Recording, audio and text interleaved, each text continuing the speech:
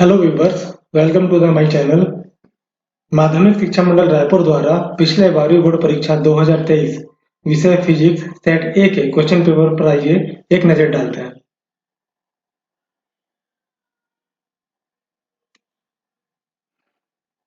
तो यहाँ पर एग्जाम में कुल 26 प्रश्न पूछे जाते हैं।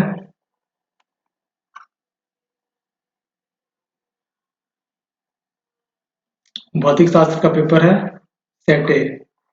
ये 2023 में पूछा गया है बोर्ड एग्जाम में।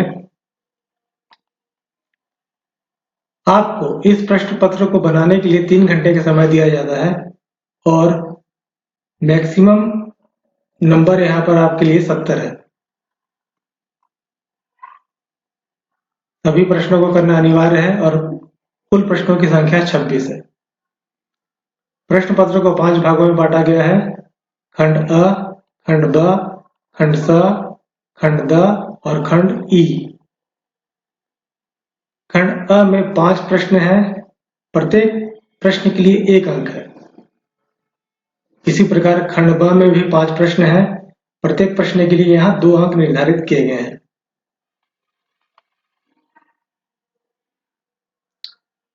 खंड स में 12 प्रश्न है। यहाँ पर आप ध्यान रखिए, खंड स में सबसे ज्यादा प्रश्न है और प्रत्येक प्रश्न के लिए यहाँ पर 3 अंक निर्धारित किए गए हैं। खंड द में सिर्फ 1 प्रश्न है और इसके लिए 4 अंक निर्धारित किया गया है। अंतिम खंड ई है जिसमें 3 प्रश्न है, प्रत्येक के लिए 5 अंक निर्धारित किए गए हैं। खंड द और खंड ई में आपको अतिरिक्त विकल्प का प्रावधान है, मतलब यहाँ पर आपको ऑप्शनल क्वेश्चन मिलेंगे। किसमें? खंड द में और खंड ई में। आइए प्रश्नों को देखते हैं। प्रश्न है, किस रंग का प्रकाश के माध्यम का अपवर्तनांक सबसे अधिक होता है? मतलब कि कौन सा रंग जिसका अपवर्तनांक सबसे अधिक होता है? ये 1 नंबर के लिए है। अगला प्रश्न है, 2 बिंदु आवेशों Q1 Q2 के बीच लगने वाले बल की प्रकृति लिखिए यदि Q1 Q2 बिगर देन 0 हो। इसके लिए भी 1 अंक का निर्धारण किया गया है। अगला प्रश्न है, निरोधी विभव से क्या तात्पर्य है? प्रश्न नंबर 5 है, एक नैज अर्धचालक को P प्रकार के अर्धचालक में कैसे परिवर्तित किया जा सकता है? तो यहाँ पर हमारा खंड अ समाप्त हो जाता है। अब खंड ब के प्रश्नों को देखते हैं। प्रश्न नंबर 6, एक कार्बन प्रतिरोधक में क्रमशः लाल, हरा, नारंगी बैंड अंकित है, उसका उचित प्रतिरोध लिखिए। इसके लिए यहाँ पर 2 अंक है।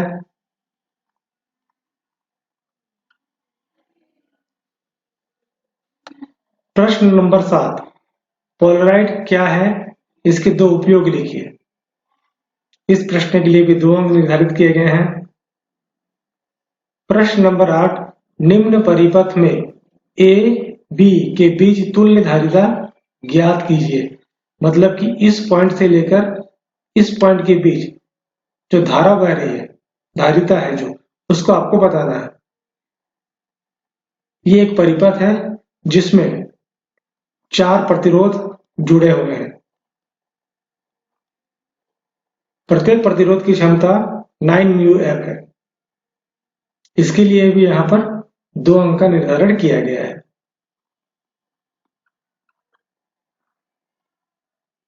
प्रश्न नंबर 5 है, ट्रांसड्यूसर और पुनरावर्तक में 2 अंतर लिखिए। प्रश्न नंबर 10, विभवमापी तांबे के तार का उपयोग नहीं किया जाता, क्यों? विभवमापी में तांबे का तार का उपयोग क्यों नहीं किया जाता? अब हम आते हैं खंड स में, सेक्शन सी। सेक्शन सी में प्रत्येक प्रश्न के लिए 3 अंक निर्धारित किए गए हैं। आइए प्रश्नों को देखते हैं। प्रश्न नंबर 11, व्हीटस्टोन सेतु का सिद्धांत लिखिए यदि P/Q equal to R upon S हो तो व्युत्पन्न कीजिए।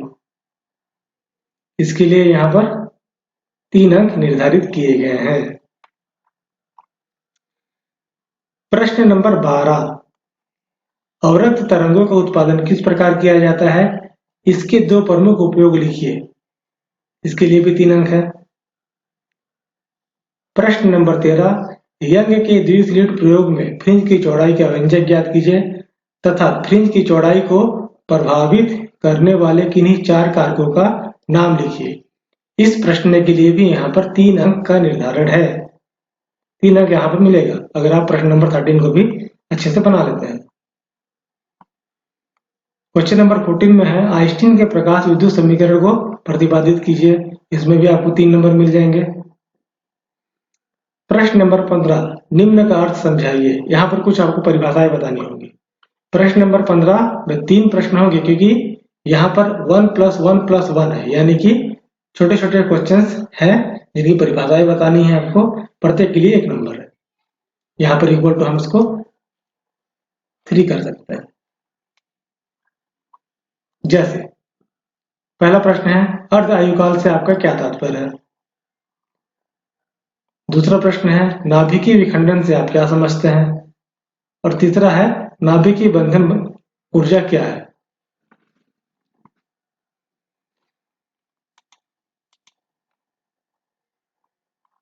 प्रश्न नंबर 16, पीएन संधि डायोड क्या है।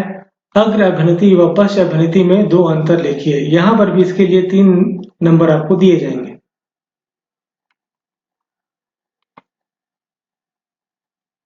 प्रश्न नंबर 17 है 20 सेंटीमीटर फोकस दूरी का एक उत्तल लेंस एक 25 सेंटीमीटर फोकस दूरी के अवतल लेंस के संपर्क में रखा गया है। संयुक्त लेंस की फोकस दूरी व क्षमता ज्ञात कीजिए। 3 नंबर मिलेंगे इसके। 4 नंबर वाले अभी चालू नहीं हुए।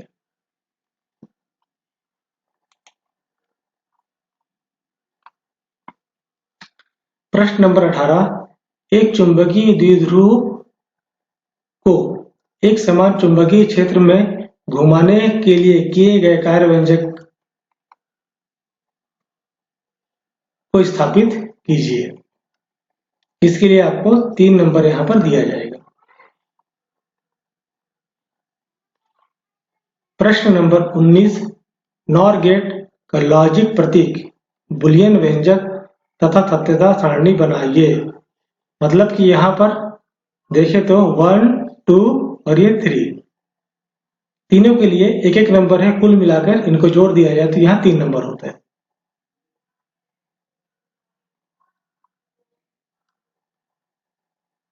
प्रश्न नंबर 20, रदरफोर्ड परमाणु मॉडल की 2 कमियों को लिखिए। 2 कमियों को लिखना है। अगर आप 1 कमी लिखते हैं तो आपको 1.5 नंबर मिलेगा। अगर आप दोनों लिखते हैं तो आपको 1.5 और 1.5 यानी 3 नंबर मिलेगा। प्रश्न नंबर 21, लेंज का नियम लिखिए एवं समझाइए कि इस नियम की सहायता से प्रेरित धारा की दिशा किस प्रकार ज्ञात की जा सकती है। 3 नंबर।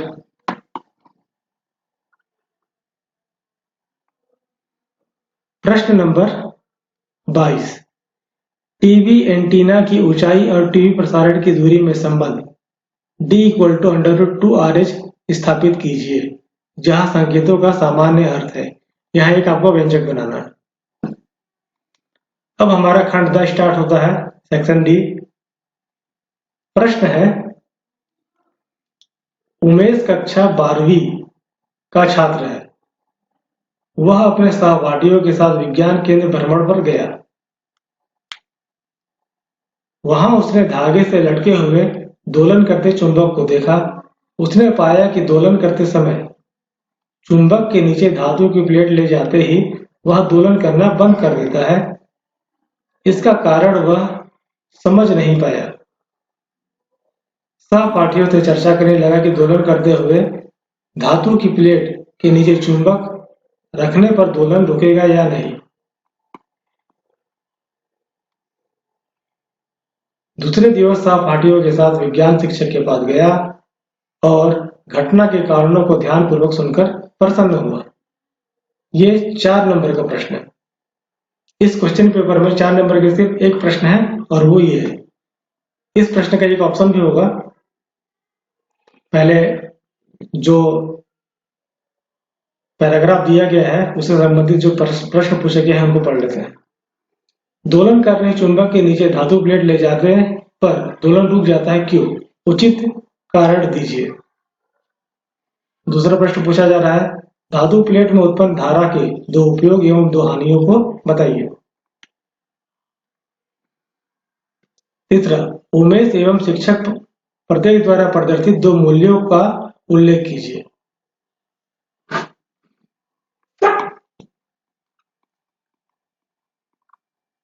अथवा में प्रश्न है, इसके लिए आप इसे भी बना सकते हैं। रजत अपने घर में लगे प्रत्यावर्ती धारा विद्युत आपूर्ति मेंस के किटकैट के फ्यूज तार को बदलने के लिए नंगे पैर चल रहा था। एकाएक वह चिल्लाते हुए फर्श पर गिर पड़ा।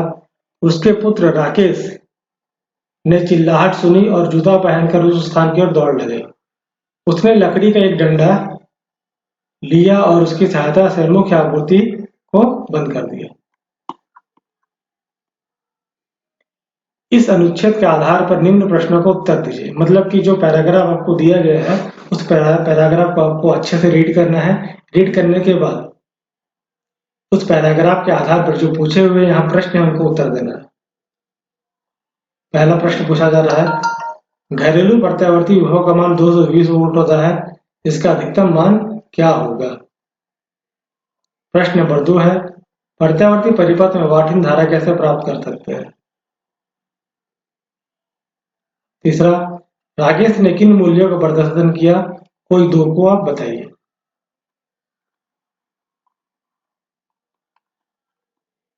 सेक्शन ई, प्रश्न नंबर 24, बायो सेवर्ट का नियम लिखिए तथा इस नियम की सहायता से वृत्तीय कुंडली में बहने वाली धारा के कारण उसके केंद्र पर उत्पन्न चुंबकीय क्षेत्र की तीव्रता का व्यंजक उत्पन्न कीजिए। ये 5 नंबर के प्रश्न चालू हो गए हैं।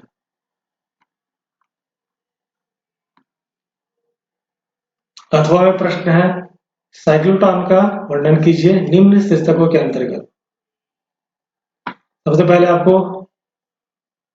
साइक्लोट्रॉन का चित्र बनाना है, फिर उसका सिद्धांत एवं उसकी कार्यविधि को लिखना है और उसकी सीमाओं को भी बताना है। कम से कम एक सीमा आपको बताना है उसको। अब हमारा प्रश्न नंबर 25 आ गया। किसी पतले लेंस के लिए सिद्ध कीजिए कि 1/f equal to in bracket mu minus 1 bracket close bigger bracket 1/r1 minus 1/r2 bigger bracket close, जहां संकेतों का सामान्य अर्थ है। इसे आपको बनाना है, इसका व्यंजक उत्पन्न करना है। अगर आप उसे बना नहीं सकते तो आप अथवा वाले को बनाइए। खगोलीय दूरदर्शी का किरण आरेख खींचकर आवर्धन क्षमता के लिए व्यंजक उत्पन्न कीजिए। स्थिति बताई जा रही है, जब अंतिम प्रतिबिंब स्पष्ट दृष्टि की न्यूनतम दूरी पर बने। दूसरा, जब अंतिम प्रतिबिंब अनंत पर बने।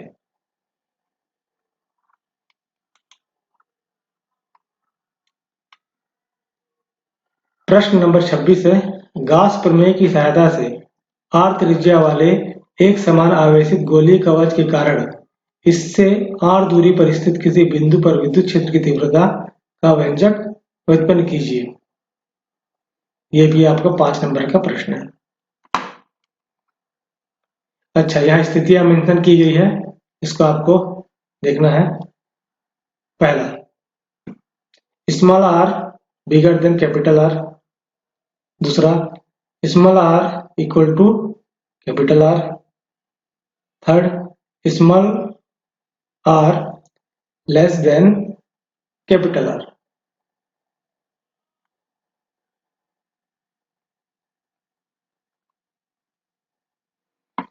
अगर आप उसे बना नहीं सकते तो आप अथवा वाले को बनाइए। समांतर प्लेट संधारित्र की प्लेटों के बीच की दूरी d है, उनके बीच t मोटाई का परावैद्युत पट्टिका रख दी जाती है, तो संधारित्र की धारिता का व्यंजक प्राप्त कीजिए यदि t स्मॉलर देन d हो। यदि परावैद्युत के रूप में धातु विरोध करे तो धारिता पर क्या प्रभाव पड़ेगा। तो व्यूअर्स, ये 2023 में 12वीं बोर्ड परीक्षा में पूछे गए ये प्रश्न थे, सेट ए के प्रश्न थे। अगर आपको और भी कुछ पूछना हो तो मुझे कमेंट सेक्शन में कमेंट कर सकते हैं। तब तक के लिए धन्यवाद।